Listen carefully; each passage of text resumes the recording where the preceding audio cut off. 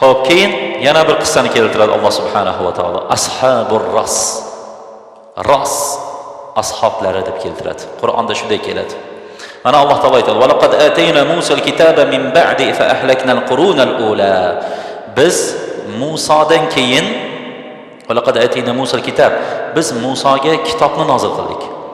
Min ba'di ma ahlakna al-quruna al-ula, o'tganlarni halok qilganimizdan keyin Musoga kitobni berdik degan ekan.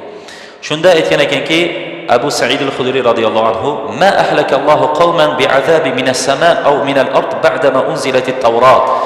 Tavrat tushganidan keyin, Musa alayhisalomga kitob tushganidan keyin Alloh taolo bir qavmni yaqqolidan butunlay azoblamagan ekan. Undan oldin Samud qavmi azob kelganida barchasi yo'q bo'ldi. Lut qavmiga azob kelganida butun qishloq yo'q bo'lib ketdi. Ahqof qavmi yo'q bo'lib ketdi. Nuh qavmi barchasi yo'q bo'lib ketdi.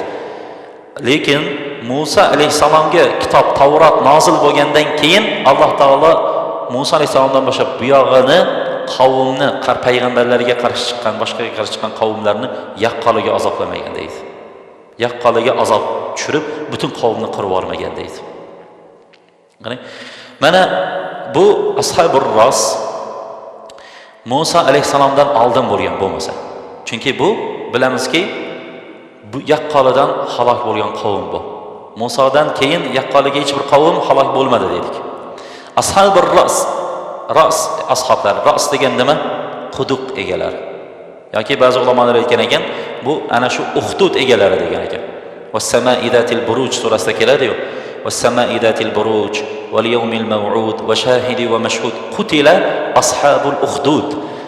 Uxdud egalari o'ltirildi deb. Uxdud egalari ana shu Namrud podshoh bo'lgan u Yamanda. Ibrohim alayhisalom paytida dedi. Shu podshoh Namrud ana shu iymon keltirgan, Alloh taologa taqvo qilgan, ana podshohni iloh demagan uchun hammasini qo'rshovga yig'inglar bir joyga deb Namrud hammasini bir joyga yig'ib, birma-bir yakkama-yakka bular bilan hisob kitob qilamiz. Kim iloh? Qaysi iloh kelgishadi? Meni iloh deydimi, ularni iloh deydimi? Kimni podshoh deb aytadi deb turib, hisob kitob qilamiz deb hammasi Robbim Alloh degan paytda o'tga tashlagan, bir-birlab turib o'tga tashlagan. Mana shu deyishgan ekan. Yo'q. Ashabur raslar mana shu deganda endi Qur'onda kelgan.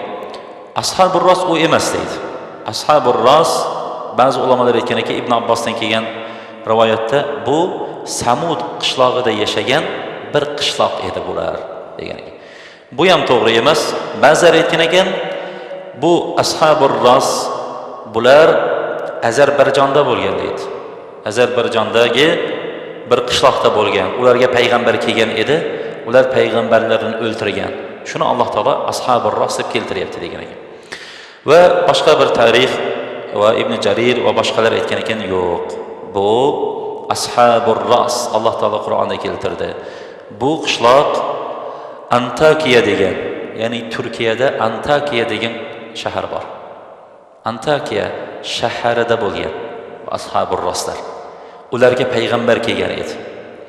Ana shu payg'ambarlarni o'ldirgan. Ularga Hanzala ibn Safwan degan payg'ambar kelgan. Hanzala ibn Safwan degan. Ana shu payg'ambarini o'ldirgan bular. Shular ashabur ras. Alloh taolo Qur'onda bunday deydi: "Va 'ada va Samud va ashabur ras va qurunan bayna zalika kaseera." Ad qavmi, Samud qavmi va ashabur ras qavmlari qurunan bayna zalik. Ularning oralarida ko'p yillar o'tdi deydi. Bir-birlarining orasida. Va kullan darabna lahul amsal. Ularning har birlariga biz misollar olib keldik. Payg'ambarlar orqali har birlariga misollar olib kelganmiz o'qish. Va kullan tadbirna tadbira, iymon keltirmagach ularni halok qildik degan. Barchasi. Boshqa surada kazzabat qablahum qawmu Nuh va ashabur ras. Ular sizdan oldin Nuhni ham yolg'onga chiqargan Muhammad alayhisalom.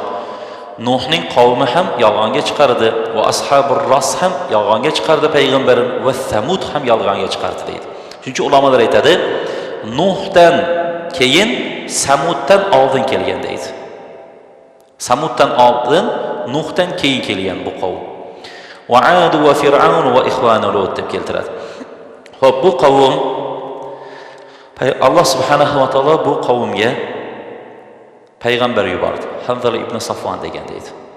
Ular mana shu payg'ambarini fakazzabuhu yolg'onga chiqarishdi va qataluhu o'ltirishdi deydi.